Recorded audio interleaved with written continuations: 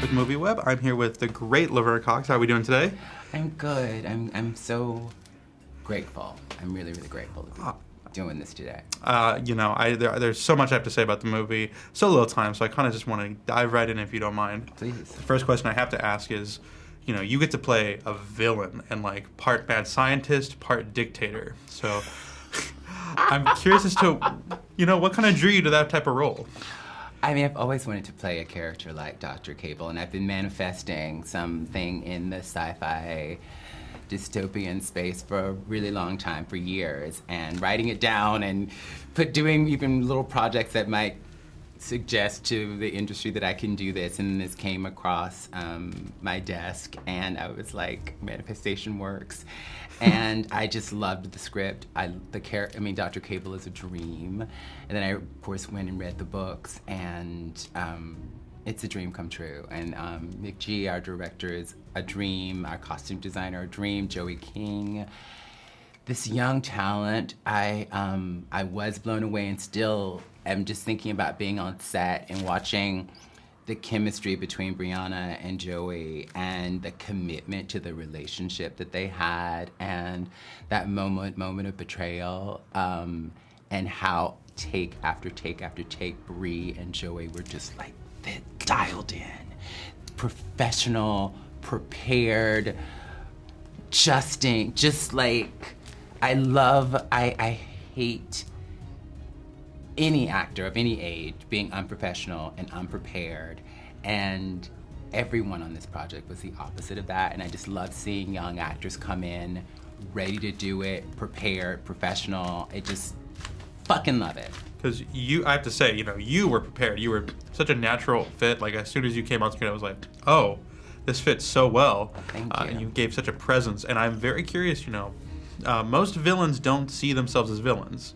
And I'm curious as to what you think, like, how does your character kind of justify their actions? They kind of explain in the movie, but I'm curious as to what you... It is what she says. No, I certainly don't think of Dr. Cable as a villain. She is someone who does not want anyone to be judged based on the way they look. She doesn't want discrimination or prejudice based on that. And so the surgery is about creating an even playing field so that everyone has an opportunity. And the other side of it is that she doesn't really fully trust humanity, and so there's some maybe slightly unethical things that she does to achieve a certain amount of compliance. Trying to do this without like giving spoilers, but so no, she wants everyone to be equal. She's certainly not a villain, but she is ruthless in the pursuits of her goals for a perfect society, and anyone who threatens that, she gets them together very quickly. She handles it. I mean, that's a great summation of the character. And I guess I have one last question. It's a bit of a big one, but the book is now approaching its 20th anniversary. Yeah. It has been a long time since it was written, but it feels very relevant to today. It feels just as relevant.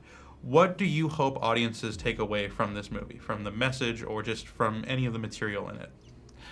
I really hope that the film inspires people to first think critically about what they've been told about how they should look, what they should think, who they should be, that they're to think critically about the system, because what we see in Uglies is a system that's been put in place that Tally is like completely bought into, and I hope this film inspires people to be a little bit more like Shay, who questions that system and who thinks maybe there's another way, and maybe be inspired to like get on their metaphorical hoverboard and like go to the smoke and see other ways of being, and then do the work to create other ways and other spaces of being. That is my hope. And then I'm starting conversations with each other about challenging the system, and that beauty is a part of that, but it's also a common thing. It's also about, I think about